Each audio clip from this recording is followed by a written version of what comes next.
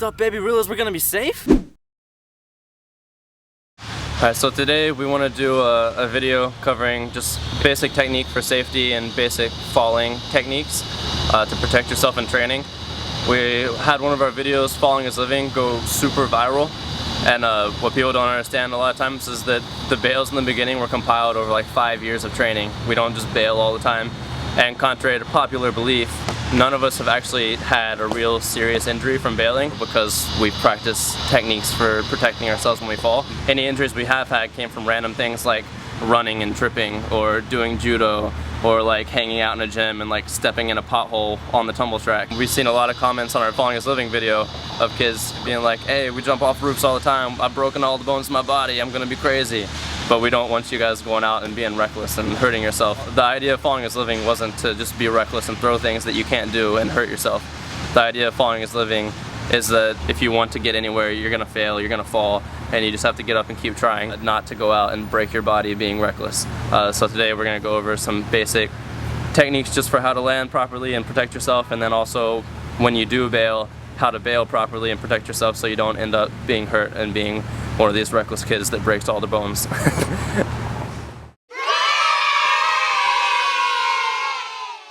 So first we're going to teach how to bail from anything that's similar to a precision. But pretty much any movement that involves landing on your feet, you're always going to keep a really neutral body position, and you want to lead with your feet at whatever you're jumping to. You don't want to lead with your chest, you don't want to stick one foot out, you always want to stick both feet out and aim them at your target. For precision, your target is going to be the edge of the wall right here. Not up here, not down here, right here, on the edge, on the balls of your feet.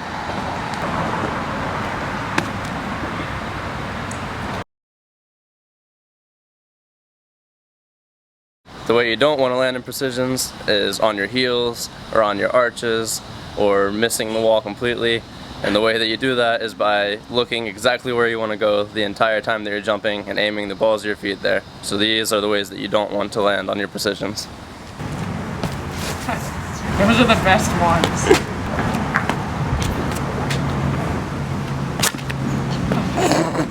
So with a cat leap or an arm jump, it's the same thing as with a precision. You always lead with your feet, not one foot. That'll get you hurt. You just want to point your toes where you want to go all the time, absorb with your legs, and then catch the wall.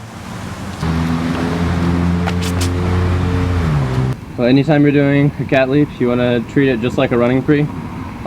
Basically, I'm going to try to precision this wall as high as I can, absorb with my legs, and then after I've absorbed the impact with my legs, I'm going to drop down and catch it. That way I don't take any impact on my wrists or my arms or anything else except for my leg muscles.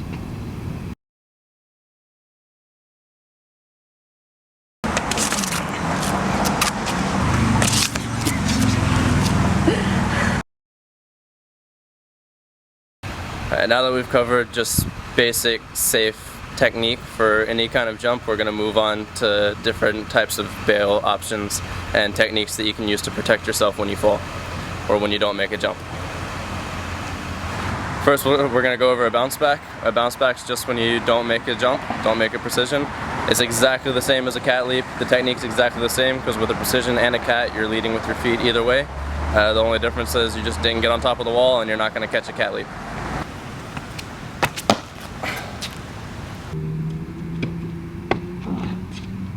So if you go for a jump and you're not going to make it, don't panic and stick out one foot and take all the impact on one ankle. Don't just put your feet down and land on your stomach on a wall or anything like that. Just keep your feet stuck out, precision the wall, precision the flat wall, absorb, and just drop down. And you'll pretty much always be fine.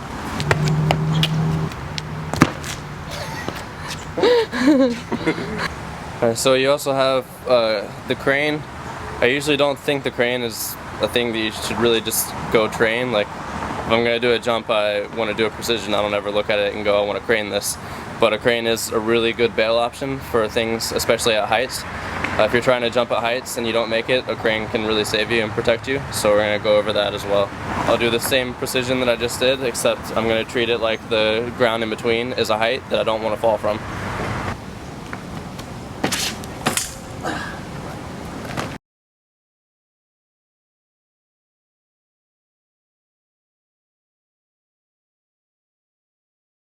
Usually if you land crane from a height, you land here and you'll be able to protect yourself. Sometimes you'll land a little lower, and then from there you can even, if you start to fall back, you can drop back into half cat and then down even to cat, except this is ground. But if this is a height, you can drop down to cat more, so you can protect yourself a bunch of ways out of a crane bail. Another scenario we're going to talk about is when you overshoot a jump that isn't necessarily at heights. Some people, especially when they're starting out, they'll put too much power into a jump, and in the air you realize it and you still try to stick it and land on it.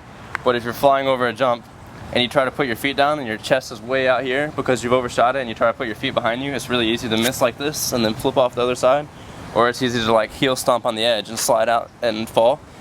So if you're going to overshoot a jump, and you know it and it's not at heights and there's no real risk to overshooting it, just put your feet down, land controlled, and just hop straight off instead of trying to stick it and ended up sliding or missing the jump. Just bounce off.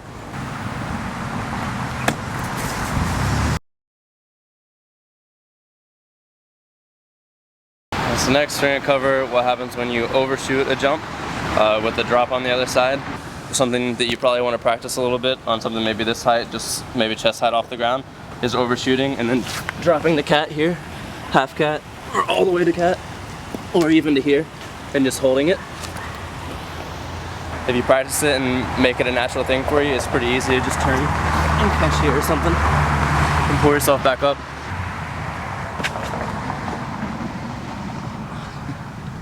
Just work on making sure you can catch yourself and having good tech so you don't overshoot in the first place.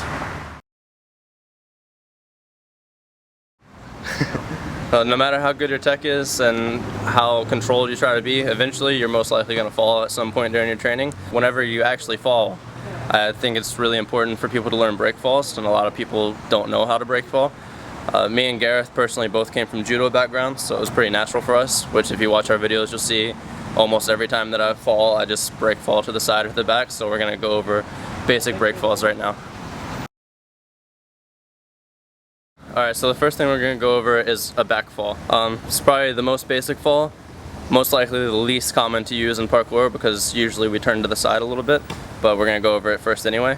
The way that we trained it in judo and the way that I use it in parkour is first, you're going to stand here, and put your arms here, you're going to squat down. When you squat down, you're going to fall back, your feet come up, your chin stays to your chest, and your arms are going to hit like this. You'll have about a 30-degree angle between your arms and your body. This is where you break your fall. So you'll hit, pull back up. If you want to do a quick drill of it, it'll be like this. And then as you get better at it, you can even use a little bit of a jump to test the fall. I wouldn't recommend it until you're pretty comfortable with it. So you can squat down and just like that. And that's your back fall.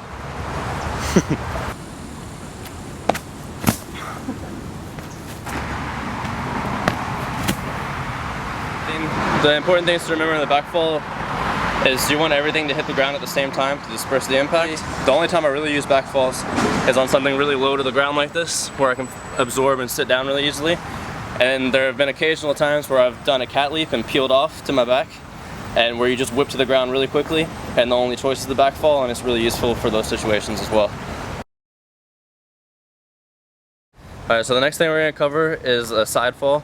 I use this more common than anything in parkour. It's a lot safer, keeps you off your spine, it's a lot easier to control. Almost every time I bail in parkour I always use a side fall because it's just the easiest way to protect yourself. So the drill for a side fall, it starts out the same. You're going to be here, standing shoulder width apart, normal. As you squat down, you're going to take one foot and put it out in front of you, similar to a pistol. You're going to squat like this, sit back to the side, slap the ground just the same, about a 30-degree angle. This leg is going to be bent here. You don't want it straight because if it hits like this on a fall, it'll vibrate and you can break your bones. That's a lot more impact. If it's bent like this, it absorbs better. And this leg is going to be bent just the same, so everything will hit the same time, nice and loose, bent angles of everything so that you don't have a lot of impact, and you're going to keep your chin up to your chest, other arm up here, and this should protect you pretty well from a fall. And then you can do the same thing as with back falls. As you get used to sitting down and falling into it, you can go here, sit down, hop into it, and fall like this. We also use them in judo. Whenever you're thrown, you usually land in a side fall as well. and it resembles a parkour roll a lot. So if I was going to do a roll and just turn it into a side fall, it would be like this. And then if you want to get really advanced, if you feel really comfortable, you can try throwing yourself. It's like a flipping side fall kinda, and it just makes you more comfortable landing on your side like that. So you would go here. So if you can master all of that, you should be pretty set on bailing out of things and being able to protect yourself. The most common scenario that I use this in is usually bounce backs, precision bails, anything where my feet are too high for my body, anything low to the ground like this jump over here. Anytime you just fall crazy out of a flip or something, a lot of times a side fall is just the best option. So out of a precision, if I don't make it and it's too low for me to just drop back to my feet, I can easily just side fall like that. Takes no impact. You can also do it out of bounce backs too. If you don't make a jump and you're too low to get back to your feet, you can easily side fall. The side fall can also be used pretty easily when you're trying tricks. If you feel yourself just not having the rotation, or you think you're gonna fall on your head or something, it's pretty easy to just bail out and side fall.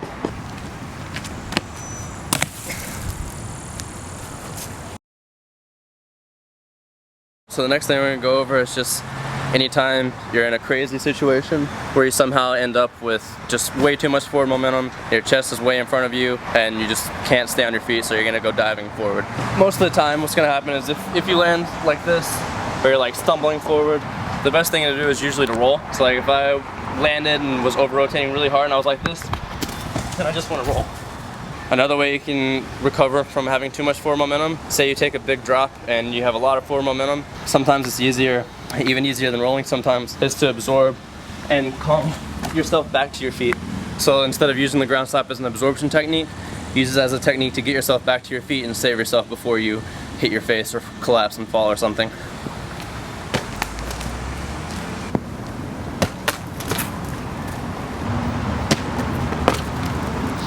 So in the most extreme cases of bails, which hopefully you won't experience too much, sometimes you just can't really do anything. You don't have time to roll, you don't have time to ground slap or protect yourself. In those cases, if you're flying head first to something, you just want to get your hands in front of your face, make sure you protect your face and don't hit your head on stuff. And the best thing to do in any scenario like that is just go with the fall. Whatever's happening to you, just let it happen, don't resist it, and just protect your face and your head at all times. It's better to get a couple scrapes and bruises on your body and get beat up a little bit than to just smash your head and face into the ground. So one more basic fall, the front fall. I have very rarely used it, but in some situation it might help you. All you're gonna do, stand the same way, shoulder width apart with your feet. You're gonna squat down. You're gonna go from here, just jump and land like this, flat here. You're gonna be on your toes, have your chest and stomach up off the ground. Your hands are pretty close to each other, your elbows a little bit out, and you just land it flat, protect your face, turn it away. And that's the basic front fall. I haven't really used it in parkour, but maybe drilling it'll help you be able to put yourself in a good position to save yourself one day. One of the only ways we've seen this happen where you're just bailing with your face and you can't protect yourself is catching your foot on something. So in conclusion to this video, we just want to tell you guys to push your limits, but use good tech, use good control, build your body up. When you first start training, it's hard for a lot of people to know how far they can jump and what they can actually do. So we don't want kids going out and looking at a 30-foot jump and going, oh, I learned how to side fall, so I'm gonna run and jump at this and then I won't die if I just fall on my side. We want you guys to push everything, but you have to know what you're actually capable of and what's gonna happen when you do a jump. After 5 years of training, if I look at a jump, I have a pretty good idea of exactly where I can go. If I look at a jump, I'll bounce back this, I'll stick this, I could overshoot this, and you have to know in your head what's going to happen with each scenario. So if I look at a jump, I want to know, if I overshoot, I can do this to protect myself. If I undershoot, I can do this and protect myself. I can bail like this and I won't get hurt. So push your limits, but push them safely. Make sure you know your limits really well. Make sure you know how far you can jump and what you can do to save yourself so that you're not just going out and being reckless and breaking your body so that you don't last very long in parkour.